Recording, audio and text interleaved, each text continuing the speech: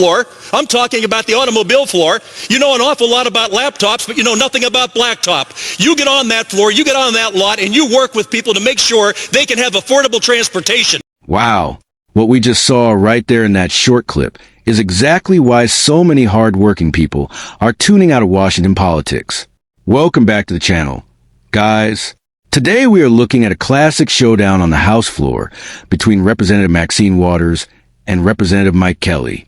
My take right out of the gate, this is a perfect example of what happens when a career politician who relies on political theater goes toe-to-toe with a guy who actually spent his life in the private sector signing paychecks and serving customers.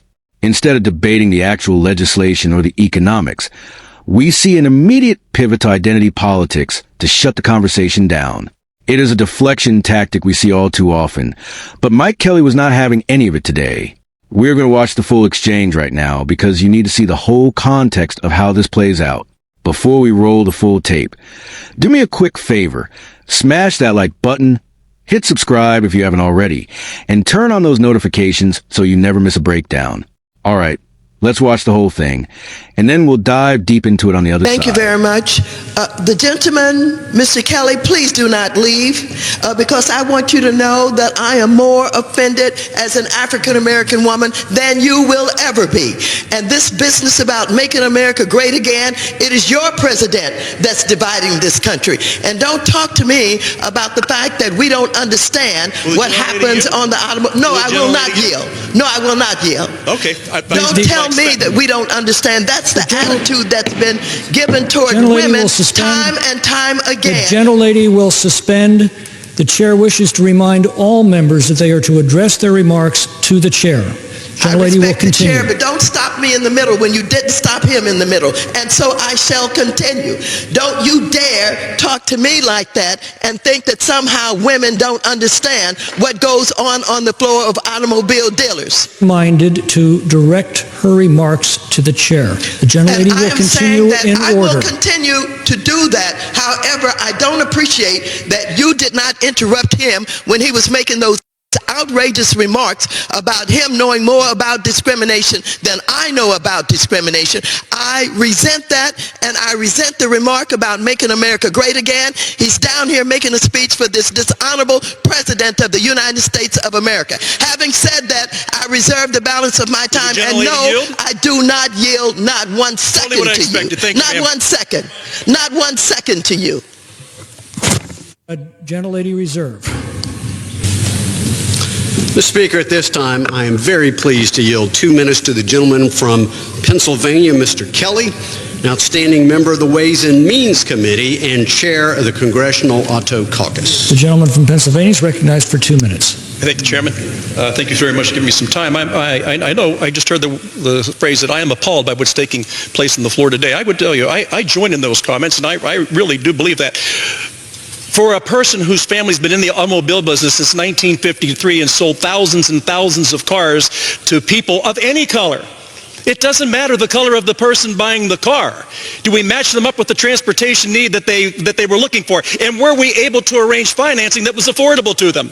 You cannot be in business for 65 years doing it the wrong way. And to impugn the integrity of the automobile people is absolutely beyond reproach. And so if you run out of facts, I guess the next thing you have to go to is discrimination.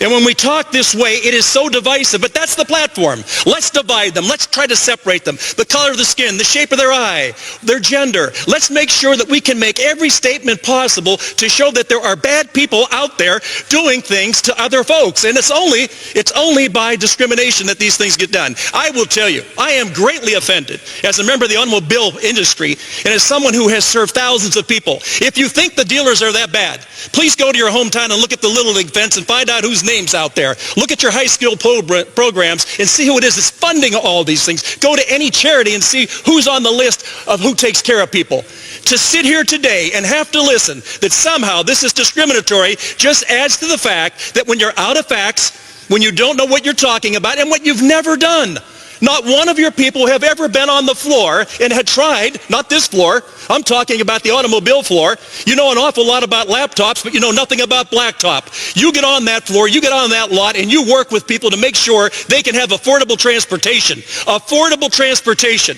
Rather than this person trying to arrange financing by himself or herself, we rely on a dealer who has great heft within the financial community and to talk to lenders and say, we have a great customer here who's looking to buy a car. We need you to work with us to get them in this transportation. How in the world can you reduce this down to discrimination? We are doing the same thing every day that you are doing. We are trying to make sure that we're making America great every day in every way. And the best way to do that is to stop talking about discrimination and start talking about the nation. We're coming together as a people in spite of what you say.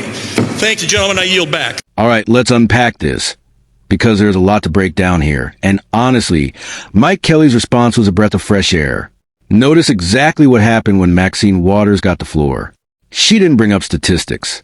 She didn't bring up economic impacts.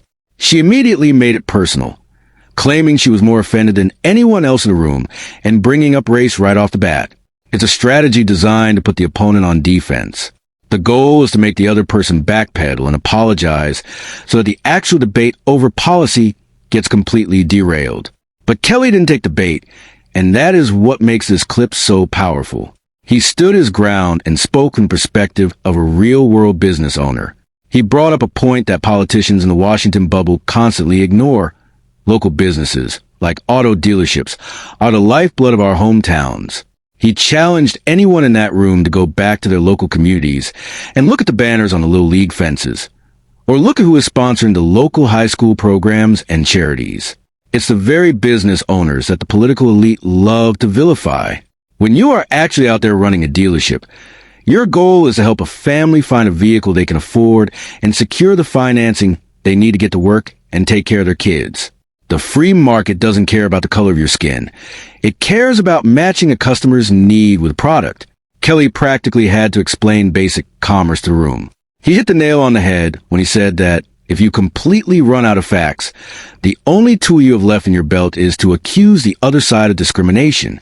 That is the exact divisive platform we see tearing the country apart right now. They want to slice the country up by gender, race, and background because it creates anger, and anger keeps them relevant. It is incredibly frustrating to watch representatives demand that people address the chair and hide behind procedural rules while simultaneously shouting down their colleagues and making wild accusations. But it is also incredibly satisfying to see someone like Mike Kelly refuse to yield his dignity or apologize for a career spent actually building up his community. He reminded everyone that true American greatness happens on the lots and in the local shops every single day, completely apart from the grandstanding we see on C-SPAN. What did you guys think of Kelly's defense of small business owners? Let me know your thoughts down in the comments, and I'll see you in the next one.